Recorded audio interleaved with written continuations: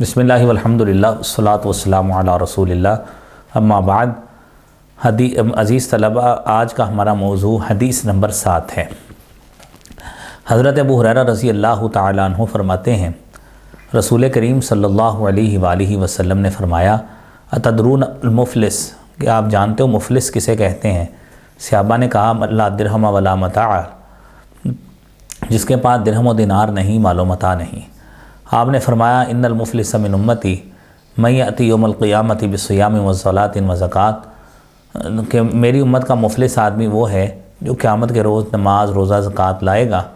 ویأتی قد شتم وقذف ھذا واکل مال ھذا وسفک دم ھذا وضرب ھذا، کہ وہ آئے گا، اس نے کسی پر گالی دی ہوگی، کسی کو تہمت لگائی ہوگی، کسی کے مال کھایا ہوگا، کسی کو مارا ہوگا، کسی کا خون بہایا ہوگا۔ ان لوگوں کو ان کی نیکیاں دے دی جائیں گی۔ اگر موقع یہ آیا کہ اس کی نیکیاں ختم ہو گئیں قبل اس کے کہ اس کے ذمے جو اس نے دینا ہے وہ دینا ہے، تو اللہ رب العالمین کی طرف سے حکم ہوگا کہ ان کی خطائیں لیں اور اس پر ڈال دیں۔ اس کی خطائیں ان تمام کی اس پر ڈال دی جائیں گی۔ ثم طرح فی النار، پھر اس کو جہنم کی آگ میں ڈال دیا جائے گا۔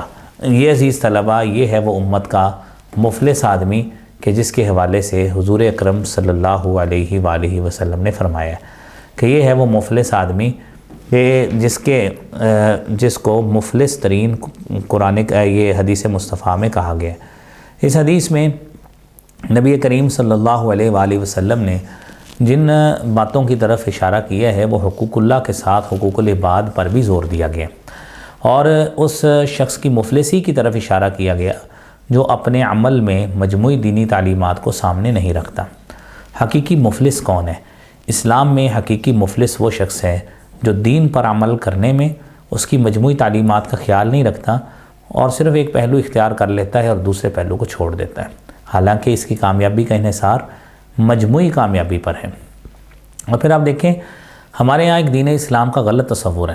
مسلمانوں میں خیال ہے کہ چند عبادات کی ادائیگی سے بخشش ہو جائے گی، نماز، روزے، حج کا تو اہتمام ہو جاتا ہے، لیکن زکوٰۃ اور دیگر مالی معاملات، صدقات اور نفقات کو بڑی حد تک نظر انداز کر دیا جاتا ہے۔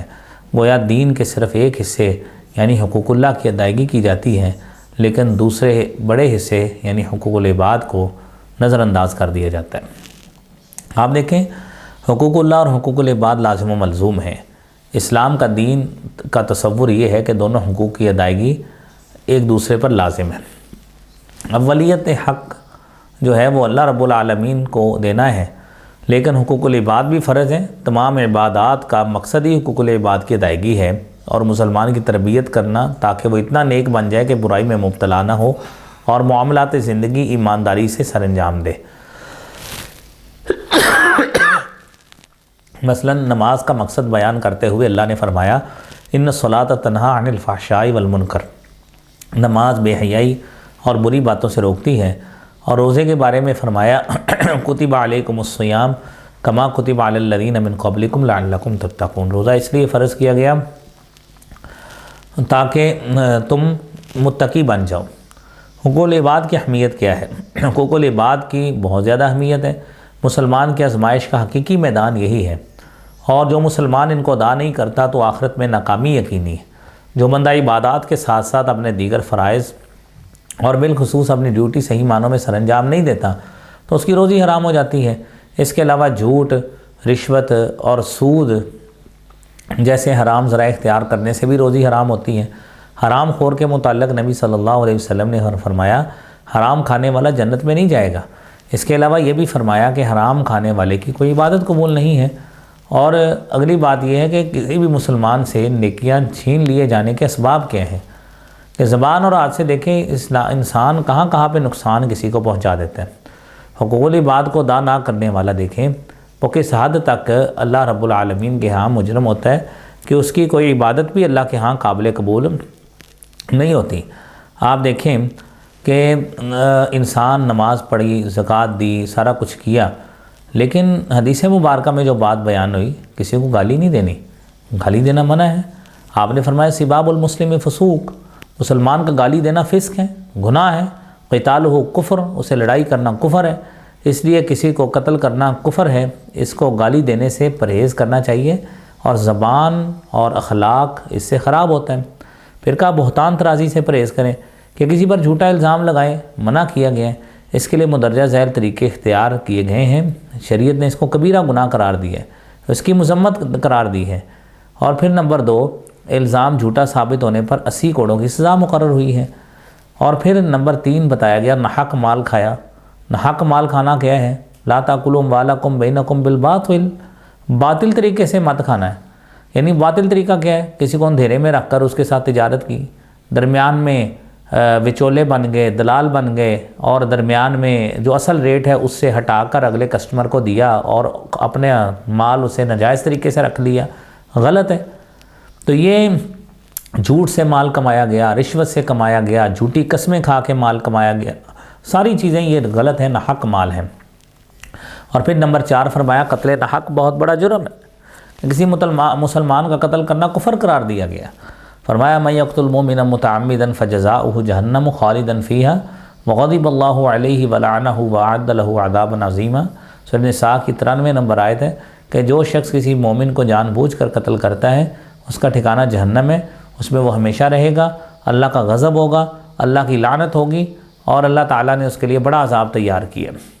اور عزیز طلبہ اور طالبات، آپ اس حوالے سے مزید دیکھیے کہ کسی کے ساتھ زیادتی کرنا کتنا بڑا جرم ہے، کہ زیادتی کرنے میں انسان کس حد تک آگے چلا جاتا ہے۔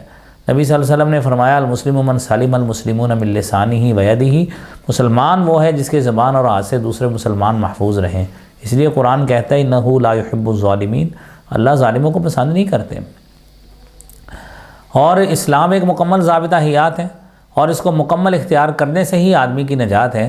ارشاد ربانی ہے یا ایھا الذین آمنوا ادخلوا فی السلم کافہ، اے ایمان والو اسلام میں سارے کے سارے داخل ہو جاؤ، مکمل داخل ہو جاؤ۔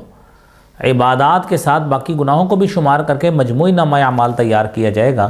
جیسے کسی طالب علم کے تمام مضامین میں عزیز طلبہ پاس ہونا ضروری ہے، پھر ہی کامیاب تصور ہوتا ہے، ورنہ ناکام ہوتا ہے۔ اسی طرح دین پر بھی مجموعی عمل مقصود ہے، جزوی طور پر عمل ناقابل قبول ہے۔ آج کے مسلمان کو اس سے کیا نصیحت ملتی ہے؟ عزیز طلبہ، آج کا مسلمان عام طور پر مالی معاملات میں بے ایمانی کرتے ہیں اور صرف عبادات پر قناعت کرتے ہیں۔